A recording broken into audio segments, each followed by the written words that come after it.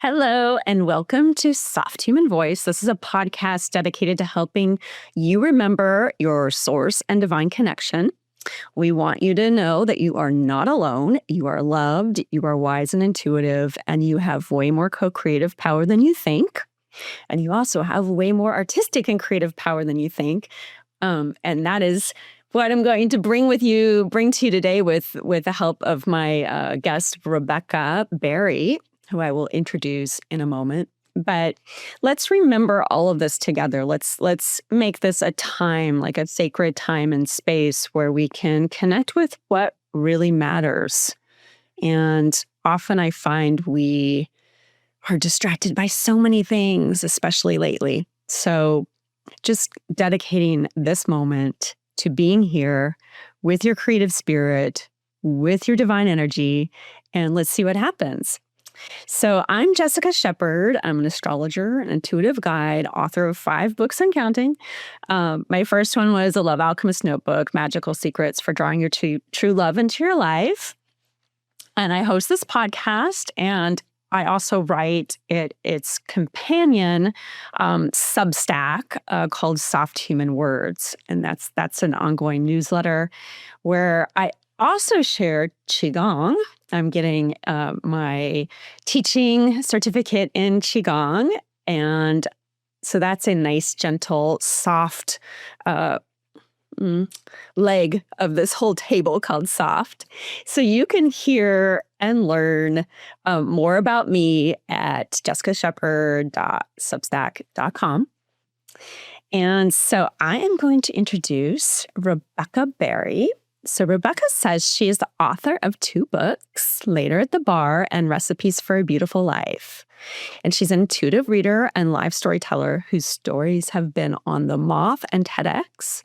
She's written both fiction and nonfiction for many national publications, including the New York Times, the Washington Post, Tin House, One Story, and Sedona Journal of Emergence. She has a strong connection to whales and channels whale messages. So I am so excited to have you here, Rebecca.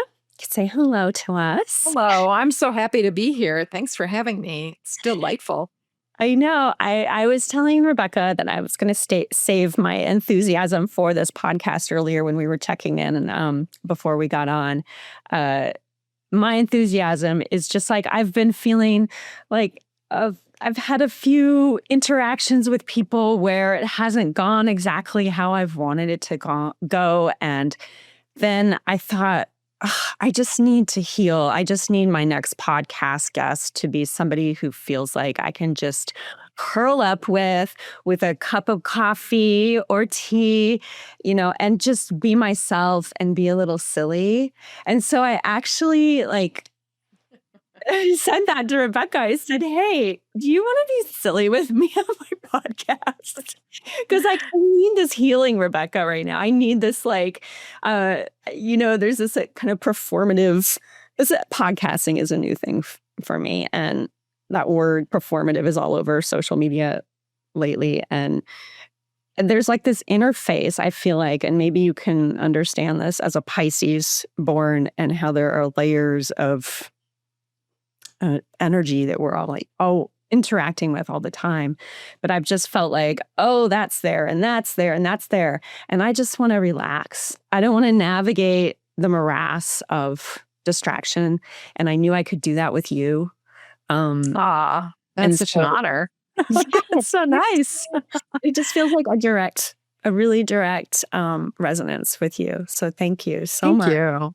And you were telling me how you connected with me. I'd love to. Oh yeah, it was so funny. Well, I connected with you because you, the first thing I read was you had broken your coffee machine. So I was very angry at my coffee machine because something had happened. And then later in that day, I think I was doing, just on Substack, floating around. And speaking of distractions, and I saw your post, which was, I magically fixed my coffee machine.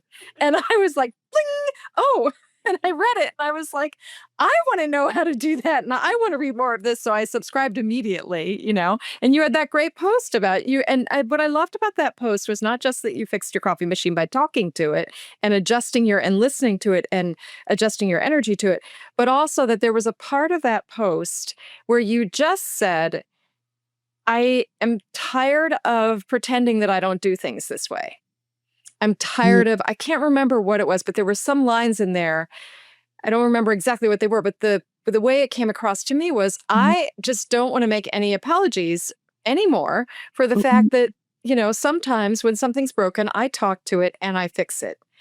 Because I've been operating that way since I was a little girl. And there's a part of me that's always communicating with something else, a plant or an animal or an object. There's just a part of me that is always doing that and loves it and will always be singing to the water and will always be talking to the trees. And, I'm 57. So when I was young and when I was moving from childhood where this was very accessible into being a teenager, into being a 20-year-old, I guess by the time I was 30, I didn't care anymore. But in that period, that kind of way of being was very ridiculed. It's slightly less ridiculed now, but I really had to just shut that down. I mean, I never shut it down, but I had to quiet. Couldn't tell anybody. So when you said not only had you fixed your coffee machine, but you also were like, I'm not going to pretend that I don't do things this way. I just was like, I'm in. Me too. So that's how I found you. You just gave me goosebumps from myself. It was like this strange energy loop of like, wow, I'm so cool. I just want do my best. Magical day. Yes, I do not want to pretend. Definitely, I cannot pretend. And I think too, I feel like maybe over the past few years, so the world or consciousness itself has become more open to sharing these kinds of experiences. Maybe it started with, the various movements of social justice and all the things going on around differences, because to me, this is like, it is kind of a difference, it's not in the collective to work with energy. It's not a collective conversation just to say, oh, everything is energy and I sense it all the time. But that's what so many of us are doing. Yeah. I find the more permission I give myself to honor that part of me, the more I realize that it's dominant and it's directing everything. And it's also a way I can connect with my spirit, like my true self, my divine self. I mean, the human needs all the help it can get, in my experience. Yeah. Yeah. Yeah, it's true. And it's so, like, I do feel like I am also constantly having a conversation with my soul, which is kind of like, oh, you don't have to make things so hard. This is just a wild ride. You're here because you chose to be here. All this stuff that sometimes even I roll my eyes at, but then my personality is having a different experience altogether, So it's a really interesting, it's an interesting way. I think many humans are wired this way. I think we're incredibly magical and incredibly sensitive beings, but it's something is particularly in our culture and particularly in Western European culture that really has a complicated relationship with itself, because at some point, people who were really connected to their spirit and the earth and all those things just were killed. Yeah. And so a lot of us are sort of like, I don't know if I want to own up to that again. I don't know. So I think it's a very complex thing, and it doesn't have to be, because it's also very simple. It's so subconscious though, right? Like, I think we were talking about, you mentioned like tarot cards earlier, and you play with tarot, and that you find that maybe some people are a little hesitant to even dialogue with that.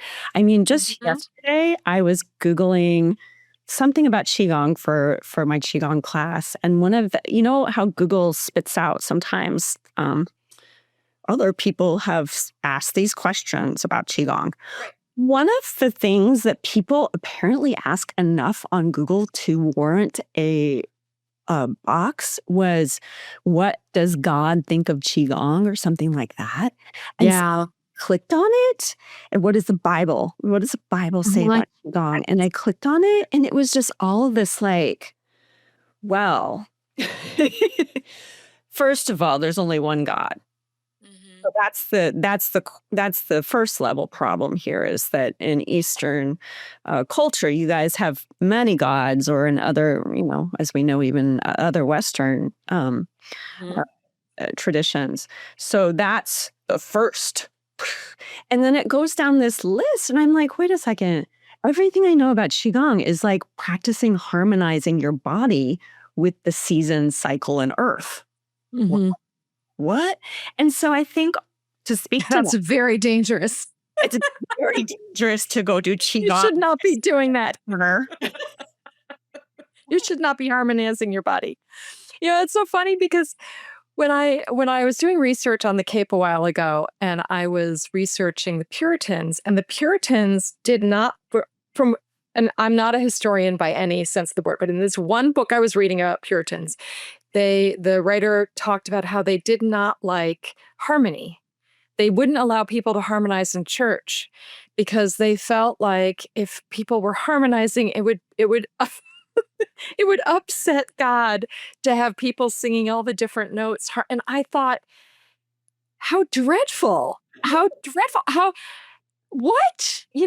And so then, and the people who knew at that time, according to this author, the people who really played in harmony and sang in harmony were the healers and witches who were outcasts, and Right. sailors. Because sailors had been traveling all over the place, and they said, well, we like singing and we like harmonizing, and we've learned all these songs from all over the place. And so, but if you went to church, at a Puritan church, everybody would sing the same song together. There was no harmony.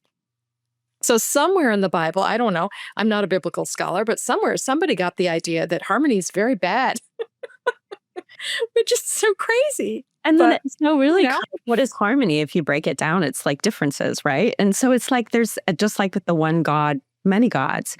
It's like, who is making these convergence? We all have to be the same. We all, can't color outside the lines. And if you're having this different interpretation of what's going on around you in your world, and you're speaking to the plants, and you're listening to the birds and the animals, what are you like? Are you bypassing the one true source? I don't think so. I mean, for me, when I feel into that question, and I do a lot of embodied listening myself, and I love to hear like how you actually tune in, like the specifics of it. For me, my sensory body is really vital to how I hear. Well, listening, and then how I can truly hear when I'm listening. So the softer I am in my body, the more like pliable and flexible, then I can feel little subtleties of tension when I'm presence of an untruth. Mhm, mhm. Or I'll feel like when you say something true, I'll feel like a wave of goosebumps. I mean, I'm very sensory oriented when it comes to feeling connected. And the reason why I associate that with being connected to divine consciousness, or to my source self, or to my soul, or my higher consciousness, whatever you want to call it, is because it feels good. It always feels good. And that Yeah. is the essence of source connection. It feels good. Yeah. I mean, I can't remember. I think I was in my early 50s, maybe late 40s. I did a year of just daily soul connection practice. So I don't even think I called it soul connection practice then. I think I just called it was sort of like a trust myself year. I was just like, I'm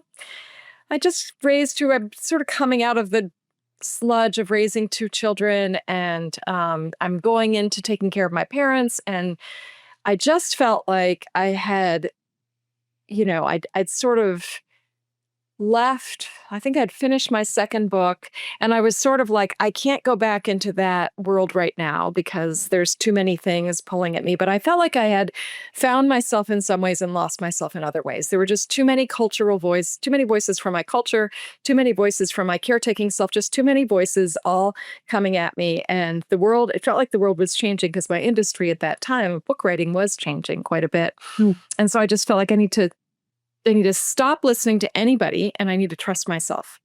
So I had a daily practice of, I would sit down and I have all these somewhere. It's my Dear Universe book. I don't know if I'll ever do it, but every day I sat down and I said, Dear Universe, and I would ask a question.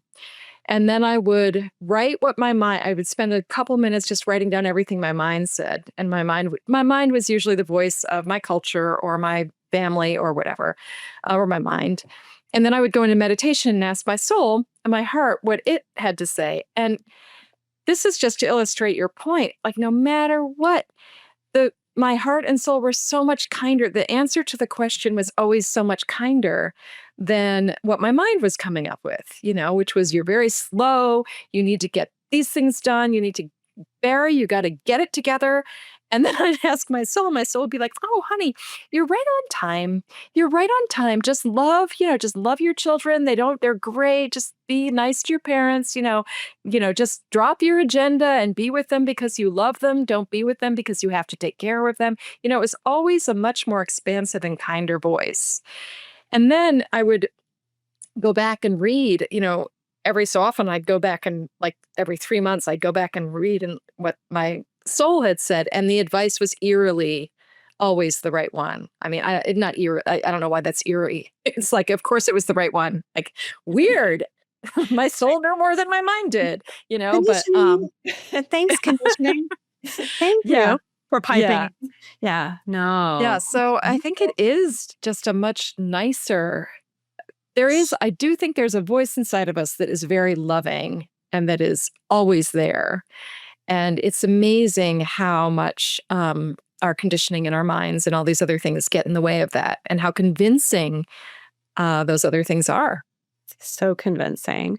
And like when that starts, my body gets really tense. Like I'll and that the mind is like really convinced of itself, and my body's like this walking peeve. And I'm like, maybe I should go water the plants. Yeah. Yeah. It's awesome too when I'm in that soul guidance, that divine connection place. Like you said, it's much kinder, it's much softer. It's more oriented towards lightening up. Like, why are you taking this so seriously? Like a little bit humor sometimes, compassion for sure. But there was another thing I was going to say before my mind left me, just probably a good thing. When I first started doing chi readings, so I know that you do various things, card readings, intuitive readings. One of the things I've learned to do in my years of gathering tools to discover who I am is chi reading, where I would hold a person's feet. So I know you're a Pisces, and Pisces, you guys are ruled by the feet. So yeah. Energy channels that come through, like all the meridians to everything convert, are located in the feet. You can find the feet. So anyways, hands on feet, I would do these chi readings, and sitting in presence, getting quiet, like dropping out of my mind. And the guidance that would come through, I would always be surprised at how positive it was. And at first, it made me suspicious. Like, I don't know about this. When's the other shoe going to drop? But the more I did these readings and I was practicing with a friend, the more I kind of just settled into like, oh my gosh, spirit guidance is really positive. There is no other shoe that's going to drop. And if something wants to come through that needs to be redirected or seen in a different light, it's going to come through in a positive way. And it was real eye-opening another one of those kind of validations that when you are in your soul energy, when you are in that nice flow state, it just it's true. Like joy is Mhm. true. Like that's truth, joy, truth, good, truth, love, not Mhm. not anything else. Yeah. Yeah, it's interesting. You're reminding me of so when mom was dying, Mm. I knew she declined very she was alive for a long time. She really managed to get to be on dialysis way longer than anybody thought she would. She was a really powerful, talk about she just had tons of it. But when it was time, or when she basically died by deciding to go off dialysis. But the week before, I had been sort of planning some stuff for a couple months down the line, and then it was pretty clear that she was going to go. So the Friday that I went out to her house, the day before she decided to quit dialysis, I remember I was doing a meditation, and I was sort of like, I think this is going to be a rough weekend, you know. And I just tuned into the universe, whatever am talking to. I don't really feel like there's only one God. I don't really care. It's the universe. It's everything. What I'm, when people say, oh, the Hindus have all these gods and there's only one God. I'm like, sure. That one God is probably all those gods. I just I don't have any of that. So I was just tuning into, everything. And I heard the guidance I got was, you are going, I mean, this is, I think, what joy comes from: being able to feel comforted even in a really rough time. So I knew my mother was going to die. I knew I was going to go out to the house, and this was it. I didn't know how to manage it. And the advice I got was, I remember it was something like, you are about to walk into the forest of the unknown, and the only thing you'll have, you're defenseless, you're armed with nothing but your heart.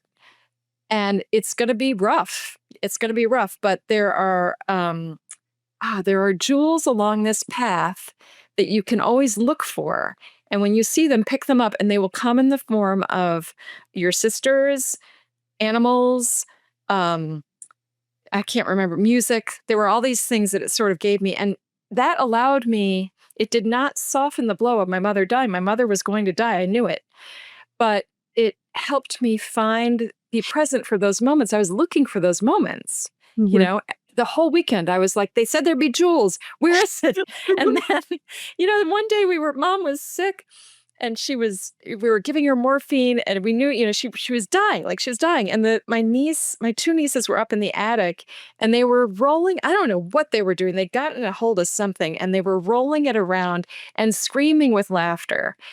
And that was so beautiful that, the grandmother would be dying and have her children all around her, rubbing her feet and singing. And then upstairs, her grandchildren were screaming with laughter and rolling and making a ton of noise. Like, there was no reverence for their, I mean, there was reverence for the grandmother dying, but they weren't like, oh, we have to be quiet, grandmama's dying. They were like, wee. And Oh. that was one of the jewels, and every time I got one, I was just like, oh, there's one. So I guess what I'm saying is, it's not that I think that the soul doesn't protect you it doesn't lie to you in the sense of like, you're going to have a great weekend. Your mom's going to die and you're going to have a great weekend. But it gave me, it was like, yeah, this is going to be dark and hard. And there's this.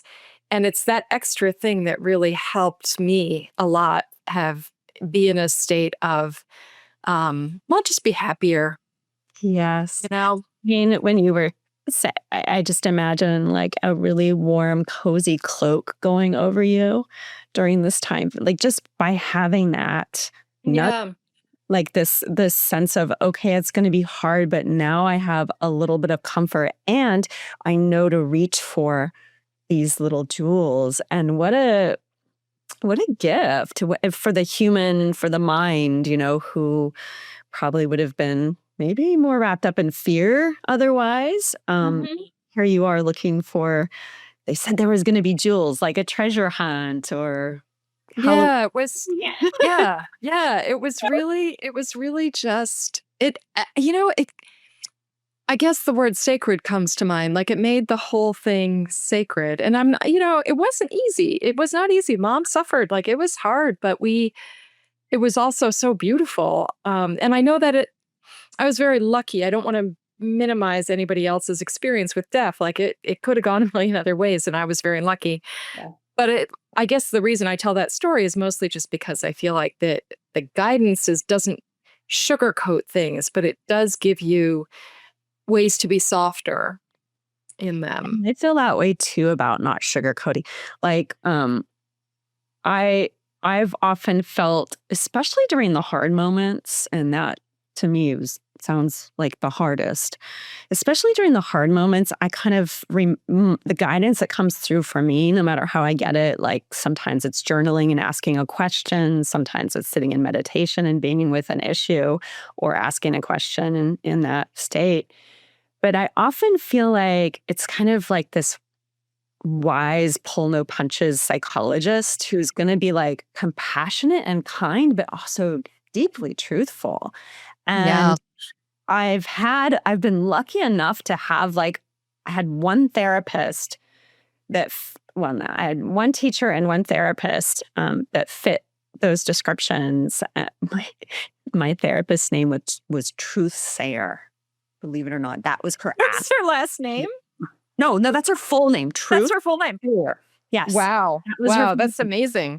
Yeah. I remember saying to the universe at that point in time, I need somebody who can tell me the truth. It's crazy, right? Like when we were like, okay, this is who I am. I'm this connected. I can ask a question and I can get it back in such a literal way. Yeah. Oh my God, that's amazing. But to your point about not sugarcoating it, like, I often do also feel that, there's a deep, I feel like our soul is rooted in truth. Mm-hmm. Like, that's how I feel about the divine feminine. I feel like the feminine energy in this planet that has been building for a while just wants truth. I feel like we know when truth isn't there and we want more of it, and we wilt when it's not there, and we thrive and we blossom when it's here. Mm-hmm. And so truth is such a key part of guidance for me, but also right alongside that most compassionate expression, right? And so I love that. I love that story, and I love that point that you bring up, the no sugarcoating, because that positivity. Yeah. But I said earlier, like I was surprised that Spirit's so positive. That doesn't mean sugarcoating. That doesn't mean toxic positivity. Right. People are talking about. Yeah, and it is a really hard. I am really right now actually really thinking about this, and thinking about well, not thinking, but meditating on it, and just trying to figure out, because there's so much well, maybe I can just ask you, like, how do you deal with when people are sort of like, well, you have to be realistic. And I'm sort of like, well, in order to be this way, I mean, I am a big fan of people who are like me, who have therapists, because I think that is a way to stay grounded in, and sort of, I am constantly thinking about, okay, I just got this information from my meditation, or from my practices, or I was walking down the street and I just heard it. And then I said to someone, I mean, I don't really do this very often because I really wait for people to ask, but sometimes I'll get a message from someone's ancestor or relative, and I'll just say, I just got this message for you. Do you want it? I used to do that a lot more than I, unsolicited than I do now. I learned very quickly you do not do that unsolicited. It's very, it's just not a good idea. Yeah. So now I'm more careful, but it's very important to me that I somehow keep that I keep an eye on the ability to be delusional with it, and so for me, having a therapist or having professionals does really help. But also, I just wonder, for you, what do you think about delusion? And I mean, if the soul is truthful, but people who listen to their souls are often accused of not being in touch with reality. Yeah. how do you respond to that? And what's your take on that? Because it's a dance we're doing a lot, you know? Yeah.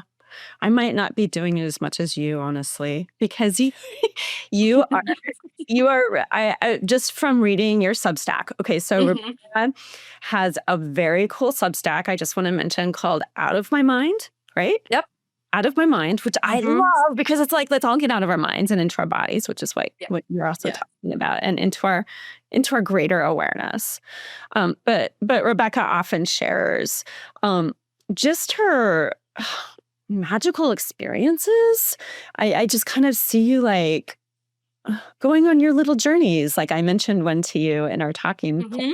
preparing for the show. Like she just like went on a drive on a day journey and like had like multiple synchronous otherworldly experiences coming through. And it's so just from knowing your work and what you Mhm. shared with us, I would say that you are, mm, we have one foot in, one foot, one foot on the ground, one foot wherever else we are. Maybe your 2 feet are over in the kind of magic a little bit more than me, honestly. Right. Okay, Mhm. Uh-huh. that's why I'm going to preface that because it's taken me, I think, a longer time and maybe I didn't feel as connected or I had a sharper disconnect in childhood. So I had a long period of time where this conversation would not have been possible, you know? Mhm. I mean, Mhm. and so that's one thing that came to mind when you asked that question. But the other one is like, I really work with being in my body. And I Mhm. think that that grounding of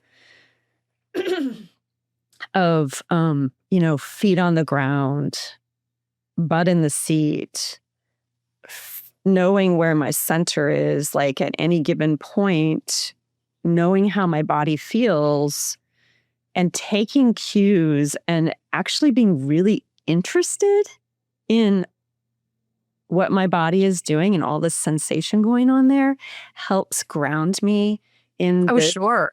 reality rather Yeah. than like I just don't fly away.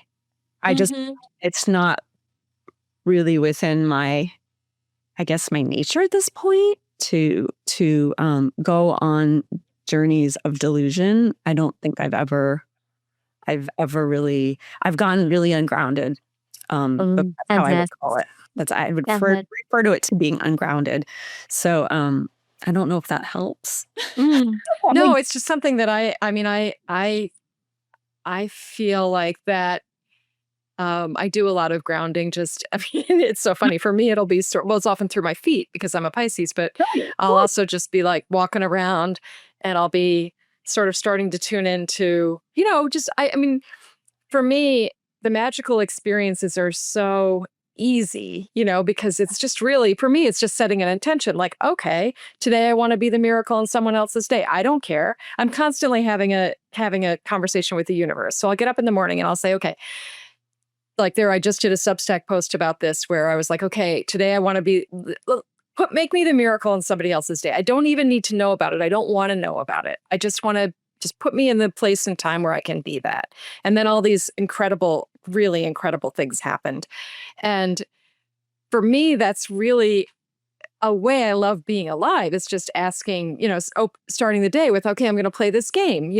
I want to be a miracle, or I just want grace, or show me wonder, or give me an answer. And, but then I'll be walking around and I'll be like, okay, wait, ground your feet, like put the grounding cord under your feet, so I don't lose touch. But I don't feel like I leave my body. I feel like what I have to keep in check and for me, I have a very serious practice of writing down things that questions that I'm asking and then answers that I get yeah. because I like to collect evidence That for my yeah. messages. Because if I get messages that are, sort of seem out there to me, which if it seems out there to me, it's probably way out there for other people. But then I want to give it some time and see if it resonates and see if things actually happen that way. And so that's the way I really I like to do field notes. I sort of have a notebook where I'm like, okay, I got this insane message from a tree. Did any of it come true or anything? And sure, usually trees know everything. I think that's a good, self-check or whatever you want to call it, like letting things settle, letting things sit. I mean, I think I do that more with creativity now that you're talking about it, like book Mhm. ideas or, an awareness that comes through and maybe I should write a Substack on this. And then I wait, like almost like you're waiting for silt or sand to settle in the water and you just kind of wait to see how everything filters down, and I think patience is, you know, and giving yourself that time, that space, that pause to really go, well, was I just for me, it's like, was I just picking up on something over there in the neighbor's field?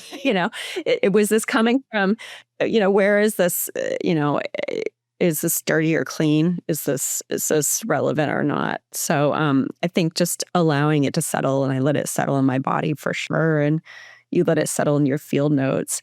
And I too love that because like my husband's a scientist. This is how he works. You Mhm.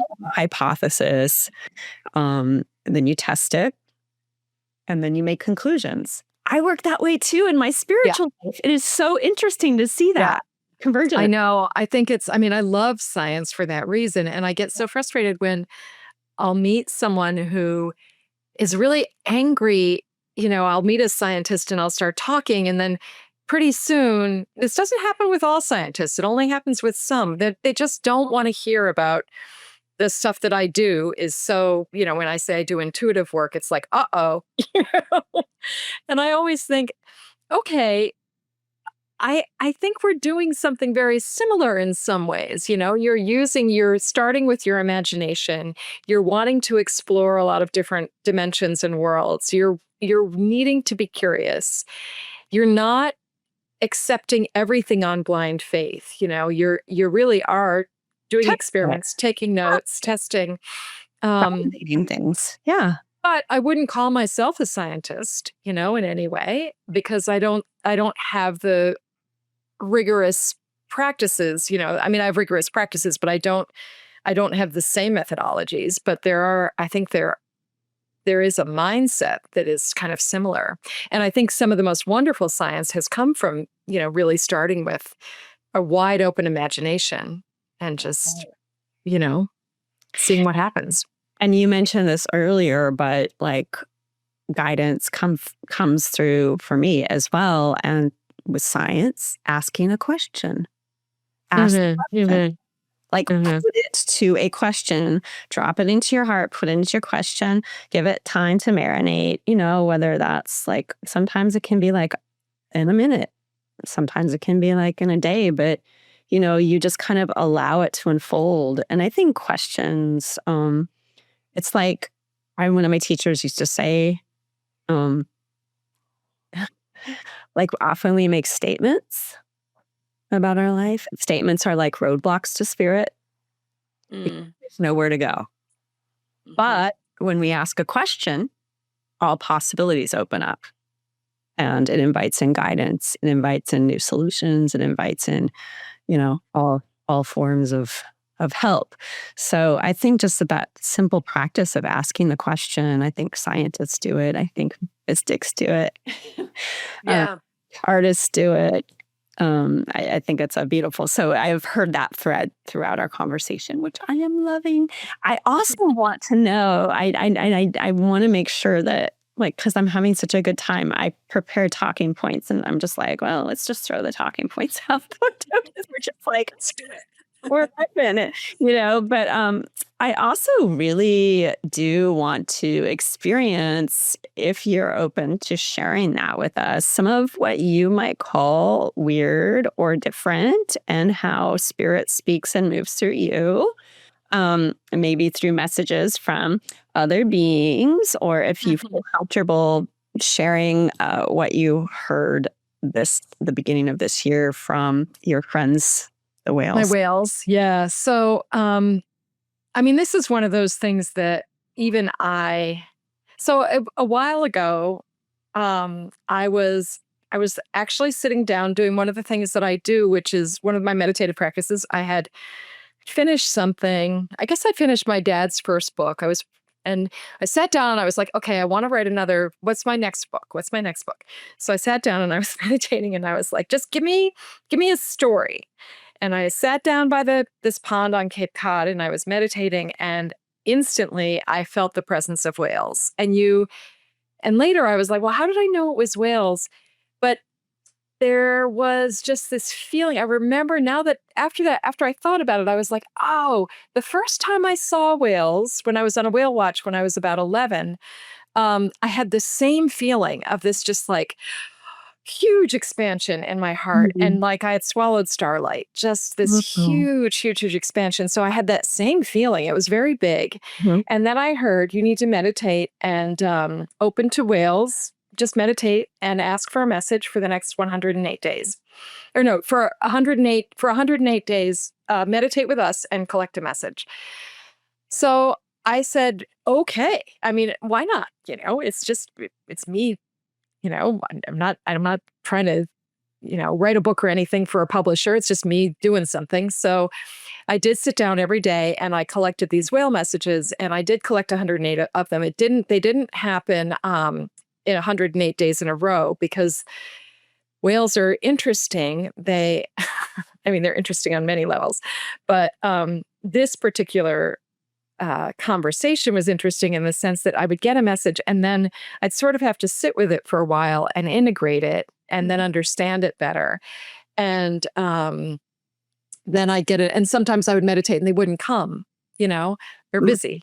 And then Well, other times they come right in. So I knew it was happening because it was the same same energy. mhm. And then I used it. I mean, they were this source, which I assume is whales. I don't really know what it is, but that's what I think it is. And that's what it feels like to me, was very helpful when my mother was sick. I mean, I would often just say, oh my God, I need some help. And instantly I would get that feeling. They'd come in and I get this voice. So that I've been doing that for a while. I got the 108 messages and then I started just doing it periodically. And so I did get this really beautiful message. Let me see if I can find it and I can read it to you, because I got it for the beginning of 2026. And then as 2020, I got it before, I got it maybe back in October. I was like, well, maybe it was in December. I can't remember, but it was before January 26th. And it was like, this is the New Year's message for 2026. And I will read it to you because it surprised me in how accurate it is. Now, what did I do with it? It was on my computer. Let's see. It was up here. I was preparing for this call. Oh, here it is. Okay. And it wasn't just for me. It was for, people in the world in general. And this was January 2026. Sweet ones. They always refer to humans as sweet ones. This time is calling on you to look past divisions and focus on finding and building kin, K-I-N. And by kin, we mean your relations, your heart tribe, your full soul connections. Start small. Look around you and see what you feel is kin. Perhaps it is a body of water. Perhaps it is a small stone singing softly in your garden. Or perhaps it is a tree or a flower or a face you love, or all of these. Perhaps it is a heart you love. Maybe you don't even know who this heart belongs to, but somehow you can sense it beating, maybe down the street, maybe across the world, maybe in a small city or a big town, or a big city or a small town, maybe in a forest or the sea. It doesn't matter. You don't have to know. Let the beat of your heart call to that heart. Ba-boom, ba-boom. I see you. I love you. I feel you. Your heart and mine are one. This way you flow past nationalities, language barriers, manufactured borders, and different ways of being. It is simply the beat of one heart calling to another. Ba-boom, ba-boom. I see you. I love you. I know you're hurting. Don't give up. Don't give up. I've got you. Do this in a sacred space. Do this with your hand on your heart. Ba-boom, ba-boom. I see you. I respect you. You are magnificent. You are love. Don't worry about who you're talking to. Maybe it goes to someone you don't think you like. Who cares? Maybe deep down you love each other, only you forgot. So speak only with this rhythm. Ba-boom, ba-boom. I see you. I love you. Your heart and mine are one. Do it each day, or maybe maybe every other day, or twice a week, but do it. Do it. This is how you bring joy to the world. This is how we all rise. Love, the Whales. So I loved that so much. I just thought it was so, and I've been doing that actually every day. I've been sitting, and it helps me so much, especially in this time, because I've been feeling the division in my country so, so profoundly. And I'm angry. I do not like being lied to. I feel like I'm being lied to. I'm angry. I'm scared. And I love my country. I love my country. I don't like what's happening. What's happening. And so I have been trying to figure out how I can make a difference, and I have certain things that I do, but one thing I really feel strongly about not playing into is the division. I'm very angry about the division that's being cultivated and curated in my country. And I'm very upset and sad that this division and this way of cutting off other countries, that hurts me. That hurts my heart. I don't want to be known for thinking we're so much better than other countries. I've never felt that way. The history of my country hurts my heart in many ways. I don't like that, we came and killed a whole bunch of people in order to have our land. I don't like that we brought people over enslaved. All those things hurt my heart. So, and still I love my country. And so I feel very deeply called to not fall into the trap of division. And yet sometimes I see things, or sometimes somebody will drive by with a slogan that just makes me see red. And for me, this practice of sitting down and letting my heart do the work of calling to another heart is a way to just practice not falling into the division, and just saying, I might love someone who I see driving a truck that just makes me really mad, and yet I might love that person, but I don't know it, because there's all this noise that we are really being told to hate each other. And so I just felt like this was a way for me. This has been a way. I mean, I've been doing it every day, just hoping that way I can really not fall into this trap of rage and righteousness, because I don't know. I don't know what the answers are right now. Yep. But I know I don't want to live in a country that I don't want to feed this division. I just don't. Absolutely not. I just, first of all, so beautiful, the meditation itself. So Rebecca, you have this on your Substack, right? That people can go listen to. Is that right? I don't have it yet, but I will. I will put it. I will probably post it next week. So sign up for Rebecca's Substack, which we'll have in the show description. We'll list you there. And then people who are listening can go hear this as kind of more of a channeled meditation.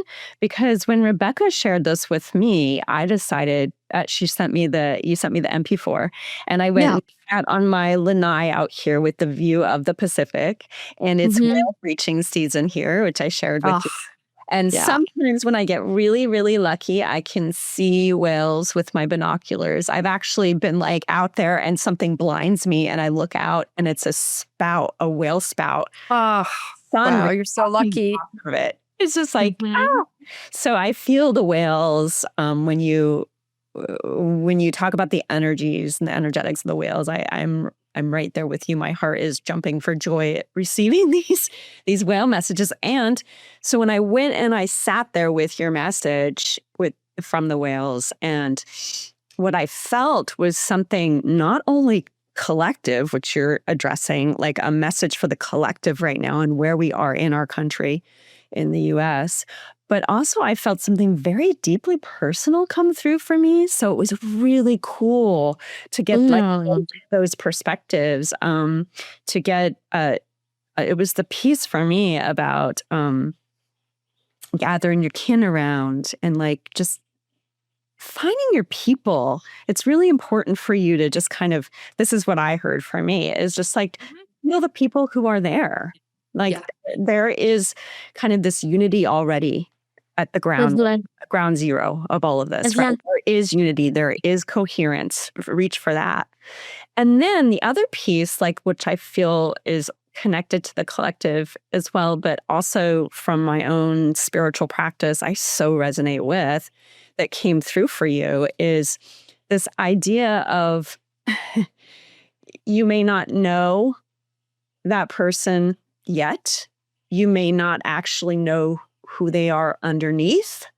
And you may actually love that person underneath when they are presenting as opposite in the earth dimension. Now, to me, that piece of, because I've had this experiences in my practices of, and I'll just name it, my father, he has not been my friend for a very long time. However, and this is in my everyday human waking life, however, he has come through in my dreams and in my practices on a soul level. Loved him. I actually feel like, even thinking about that person now, I feel total love. And it's a trip for my head. Right? And I know you know this. I know you know this. And like, your Pisces people are so good at, you guys have the fish swimming in the opposite direction. You're like, yeah, two things can be true at once, man. We are like that. It's very annoying. It's very annoying. I've annoyed so many people by just being like, yeah, yes. It's very, but for me, it's so clear, but I know that not everybody feels that way. But I think that's, and I wouldn't, so I've been doing this every day, and it's so interesting. I love hearing your story too, because I love that your dad came to you. It's reminding me of this time. Oh my gosh, I was at the coffee shop, and there's these two people who I loved very much. I still love them. Two men I know, and they got into a fight. They got into this political argument, and it was so funny because they're kind of on the same side, but they just are really, really deeply political people. So they started fighting, and they were just screaming at each other, and everybody sort of, got quiet and slunk out. But when I was watching them, I almost had a vision of two mythical creatures just at battle, but like enjoying it, just having the best fight, like loving it, like throwing, arrows and fireballs, and just, it was like a marvelous dance. And it was, and in a way, because, then everybody cleared the room. Everybody was like exhausted by them. They were sort of like, anyway, like they had it out, and then they were like, anyway, they were mad at each other, I think, when they left the coffee shop. But the next day they were back, talking again like nothing had happened. So it was sort of this amazing image. And I feel like that's kind of, I know that you can't do that all the time. Like, I'm not pretending to spiritual bypass our differences. I know they're there, and I know we have to know how to have conversations with each other that are respectful. But for me, this is just a really nice way to start, And I do believe that starting in a meditative place where you do a little soul work, like your work with your dad, I believe that does shift things in surprising ways out in the rest of the world, in your own relationships. Like the other day I was doing that practice of having my hand on my heart and just calling to someone. And I felt a friend of mine who it's more an acquaintance, but someone I really, really like. And the next day she wrote to me about something, and she's sick. And so it was sort of like she showed up, she's not doing well. And I sort of felt her heart and sent her love. And then she showed up in my email, my inbox. So I do think but I also really want to be careful about spiritually bypassing things, because I think there's also things we have to do on the ground level. But I do think there is this other thing you can do for 10 minutes in the morning. Yeah. Who knows what it'll do? It's very healing for me. And it sounds like it's been healing for you too, which I love. I love that. I mean, there's a time and a place for everything, right? There's a time and a place for being in your boundaries, for being in your anger, for being in the human aspect of your experience.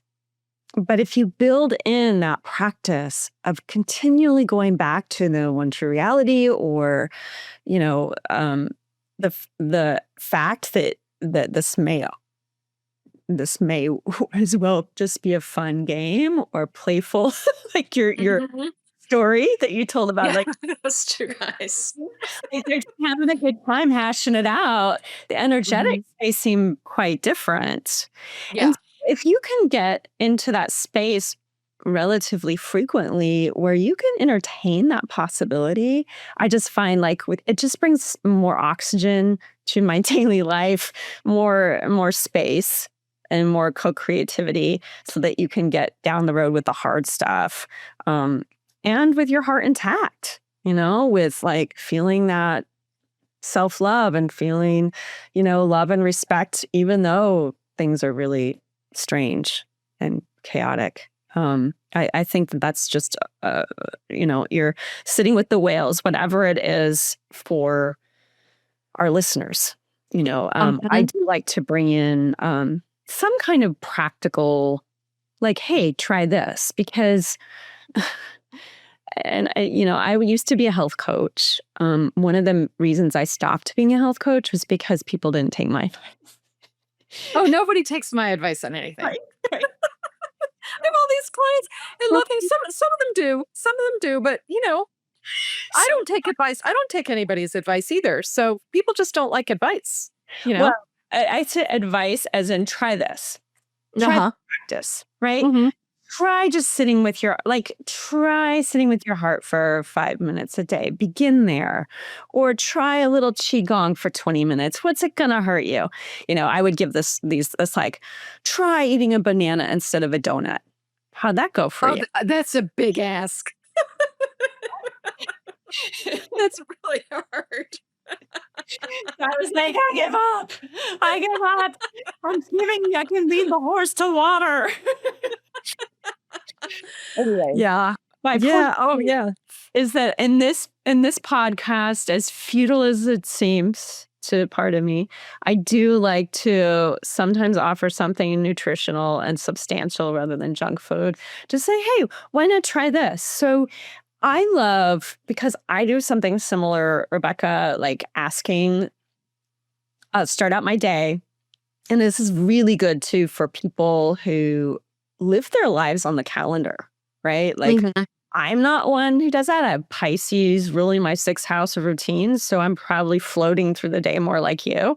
I cannot but I have a friend who is just like super regimented and it's like all by the calendar. And so I think it's good practice to experiment with um asking, okay, I know what my agenda is. I know the human checklist, right? Mhm. What does the soul what would the soul really want me to bring into this day? So how do you do that? What is your Oh, yeah, I have a lovely, lovely practice for that. I love that one. And yeah. I can usually tell that I need it if I'm just being mean to everybody. If like I'm being mean to my husband and I'm yelling at my kids or even my sister, I'm just like, everybody needs to be nice to me, but I'm being a jerk to everybody. It's like, oh, you need you need a creative flow day. You're too tight.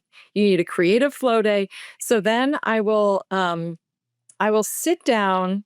It's usually when I'm a little depressed too. It's usually because I'm not doing enough things that nourish my soul or nourish myself. So, um, I know this is a very privileged place to come from, but I think it's helpful no Geez, matter what. no apology. So, yep. Is So a I like to. self-care is a necessary luxury. Mhm. Boom. Yep. Okay, go ahead. So I like to write a list I'll make a list of what I'll let my mind do exactly what it wants to do. And it'll make a list of all the things that it wants me to do. And so I'll write that down and that'll give my mind some ease to let it think that it's in control. And then I sit down and I just sit quietly for about I'll do some nice deep breaths and then just sit for maybe 30 seconds breathing. And then I'll just put my hand on my heart and have my heart sort of write the list. And I'll just say, well, what if my soul was running the day? What would your list be? And I'll just have this the same list, but have my soul write it.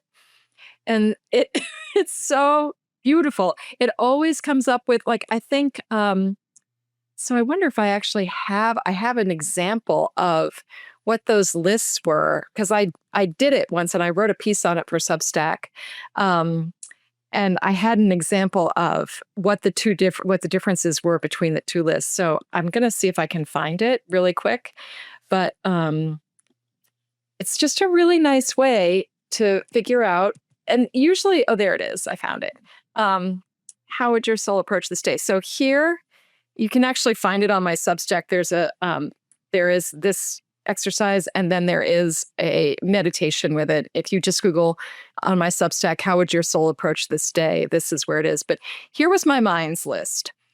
Okay, things I need to do today. Clean the kitchen, curate material for stories, enjoy my children, clean the upstairs bedroom, meditate, check in on mom and dad, go for a walk, and get started on a new book proposal.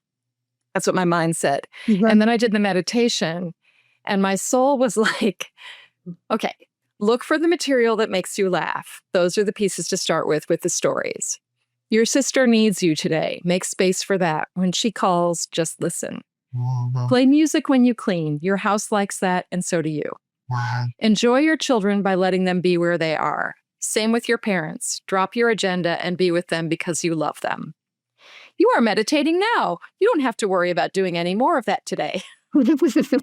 Maybe dance instead of going for a walk. Forget the book proposal. You hate writing proposals and your mother is sick.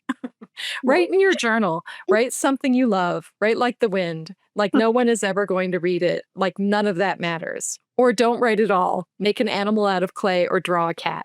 Have fun. This is a hard time. It was a hard time because my mother was sick. You know how to make the best of it. And it always begins by being tender with your sweetheart. Mm. So, that's the difference between the soul and the mind. Oh, and it's like a Grand Canyon difference, right? Yeah. Yeah. It's vast. And so thank you for sharing that. I just want to, we're getting kind of to the end of our hour-ish time. And I just want to invite listeners who have been listening into this really soulful and rich conversation between Rebecca and myself to take that in, to really take in that there are people out here like me and Rebecca who are constantly experimenting with listening and kind of aligning ourselves with our most joyful, kind, tender, gentle, soft, loving, and truthful experience. And this sometimes doesn't just arise spontaneously, although sometimes it does. Sometimes you have to coax it into being. You have to set the intention to remember. So I want to invite our listeners to take what you've shared to heart today, to experiment, do a little science-y, magician-y, however you want to look at it, experiment, whatever works for you. It's such a wonderful practice to allow your left brain to dump before your right or I might be getting that backwards. I always get them backwards, so I can't help you. I know one side makes trouble for me and one side is more fun, and I don't know which one it is. So just dump that troubling brain out and all the bleck, and I love the emotional reactions to the list. That doesn't hold any energy. Allow that to dump itself out. And when you do that, it's like clearing space for something gentler and softer, more playful to come through, and maybe even cat drawn. Yep. Oh my gosh, Rebecca, you're the most favorite delightful cat artist. I encourage all of you to go to her Substack just to look at the cat art. If you love cats, you love her cat art. They are so silly, playful, and they are full of divine guidance in my experience. So, yeah, thank you. I love them. I love them. They're really fun. They are really fun channeled through you. They are especially fun. They have personalities that are really sassy and interesting and cat-like and um, anyway, so I think this is probably a good place to end this. I have played Jessica Shepherd health coach and kind of challenged you all um kick your butts a little bit into being more intentional around connecting. I would just love more of us to be doing this. Together, apart, however, raise the vibration of the collective so that we can all get through this time that we're in a lot more smoothly. Yeah. Yeah. One of the other things that the whales said to me at one point, every time I say it, I just crack myself up. But one of the other things I heard was, even if you're on the opposite side of me, we're in this together. And I just keep thinking about that. Like, we're all in this together. There's no, even if we don't agree, we're in this together. So let's figure it out, Yes. I mean, there's this human who I feel like the human body, the human nervous system is born and it's reflexively vigilant. It's reflexively reactive. It's got this warrior energy to it. And I think underneath it all, we really are just playing our parts in a way. Yep. Very mystical Bhagavad Gita way. We are all just kind of in these roles. So we all deserve love. We all deserve to feel good, to connect, to be kind to ourselves, to each other. So thank you, Rebecca, for letting me have this hour with you. I can't even. Oh, thanks for having me. My inner Such a child delight. has been like, yes, this is the conversation I want to have. And I want to keep having more conversations like this. So thank you for reflecting that to me. Oh my gosh. Well, thanks for having me. It's been just a pure joy. Yay. Okay. So where can we find you? Do you want to share with listeners just Oh, well, my Substack is Out of My Mind, Rebecca Barry, Barry. And then, I mean, you can, my website is rebeccabarry.net, but Substack is really where I do most of my writing and sharing, and I talk there about projects I'm working on, and if I have something, that I've done recently or I'm going to do, I'll put it up there. So Substack is probably the best way to find me. Cool. Yeah. And so there's always some new offerings, interesting things going on there with you. So follow Rebecca. Of course, follow me. If you follow me, you'll see my recommendation to follow Rebecca and vice versa. Yep. And it's a nice relationship. So, and thank you. And everybody out there, you all take care during this. We're recording this during a cool time of the year where it's ice and winter. So everybody stay warm, keep your hearts warm, listen for the whales. And we'll talk again soon. Okay. Thank you so much. Mahalo. Mahalo. Yeah.